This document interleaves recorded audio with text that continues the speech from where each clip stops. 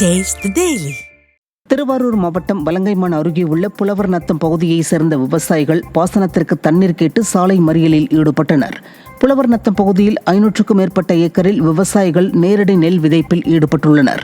ஆனால் வெண்ணாற்றிலிருந்து புலவனாறு வழியாக பாசனத்திற்கு இதுவரை தண்ணீர் திறக்கப்படவில்லை என தெரிகிறது. இதனால் என்ன செய்வதென தெரியாமல் தவிப்புக்குள்ளாகியுள்ள விவசாயிகள் மன்னார்குடி கும்பகோணம் தேசிய நெடுஞ்சாலையில் திடீரென சாலை மறியலில் ஈடுபட்டனர். இதனால் அப்பகுதியில் சுமார் 1 மணி நேரத்திற்கு மேலாக போக்குவரத்து பாதிக்கப்பட்டது.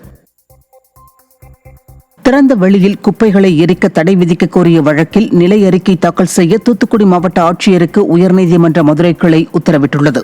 தூத்துக்குடி மாவட்டம் குமாரகிரி ஊராட்சிக்குட்பட்ட பகுதிகளில் சேகரிக்கப்படும் குப்பைகள் மற்றும் மருத்துவ கழிவுகள் குடியிருப்புகளுக்கு மிக அருகாமையிலேயே தீயிட்டு எரிக்கப்படுகிறது. இதனால் அப்பகுதியில் உள்ள பள்ளி மாணவ மாணவிகள் மற்றும் பொதுமக்களுக்கு உடல்நல பாதிப்புகள் ஏற்படுவதாக கூறப்படுகிறது. இது தொடர்பான பொதுநல வழக்கை விசாரித்த உயர்நீதிமன்ற மதுரை கிளை தூத்துக்குடி மாவட்ட ஆட்சியர் நிலை அறிக்கை தாக்கல் செய்ய உத்தரவிட்டு வழக்கை 2 வாரங்களுக்கு ஒத்திவைத்தது. சென்னை புறநகர் பகுதிகளில் காற்றுடன் கூடிய பலத்த மழை பெய்ததால் சாலைகளில் மழைநீர் பெருக்கெடுத்து ஓடியது. ராயபுரம், தண்டையார்பேட்டை, திருவொற்றியூர், மணலி உள்ளிட்ட பல்வேறு பகுதிகளில் மாலை நேரத்தில் மழை பெய்ததால் பள்ளி மாணவர்கள் மழையில் நனைந்தபடி வீடுகளுக்கு திரும்பினர். அதே நேரத்தில் மழையால் வெப்பம் தணிந்ததால் மக்கள் மகிழ்ச்சியடைந்தனர். கன்னியாகுமரி மாவட்டம் நாகர்கோவில் அருகே பள்ளிவாசல் இமாமாக இருக்கும் முகமது அலி என்பவரது வீட்டில் NIA அதிகாரிகள் சோதனை நடத்தினர். ஹிஷாப் உத்தஹிரீர் என்ற தடை செய்யப்பட்ட அமைப்பிற்கு ஆள் சேர்ப்பதாக தகவல் கிடைத்ததை அடுத்து இளங்கடை பகுதியில் உள்ள முகமது அலி என்பவரது வீட்டில் NIA அதிகாரிகள் சோதனையில் ஈடுபட்டனர்.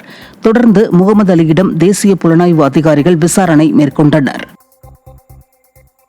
சிவகங்கை மாவட்டம் தேவக்கோட்டையில் நிதி நிறுவனம் நடத்தி சுமார் 250 கோடி ரூபாய் மோசடி செய்தது தொடர்பாக பொருளாதார குற்றப்பிரிவினர் 6 இடங்களில் சோதனை மேற்கொண்டனர். தேவக்கோட்டை அழகாபுரி மேற்கு தெருவில் வசித்து வந்த விஜயராகவன் என்பவர் ட்ரூவே என்ற நிறுவனத்தை நடத்தி வந்துள்ளார். அந்நிறுவனத்தின் நிர்வாக இயக்குநராக வள்ளலார் நகரை சேர்ந்த அருண்குமார் என்பவர் இருந்துள்ளார். இவர்கள் இருவரும் 1 லட்சம் ரூபாய்க்கு மாதம் 10,000 ரூபாய் வட்டி தருவதாக கூறி பொதுமக்களிடம் 250 கோடி ரூபாய்க்கு மேல் வசூல் செய்து ஏமாற்றியுள்ளனர். இதுகுறித்த புகாரின் பேரில் இருவரும் கைது செய்யப்பட்ட நிலையில் அவர்களது வீடு, அலுவலகம் உள்ளிட்ட 6 இடங்களில் சிவகங்கை மாவட்ட பொருளாதார குற்றப்பிரிவினர் சோதனை நடத்தி ஆவணங்களை கைப்பற்றினர்.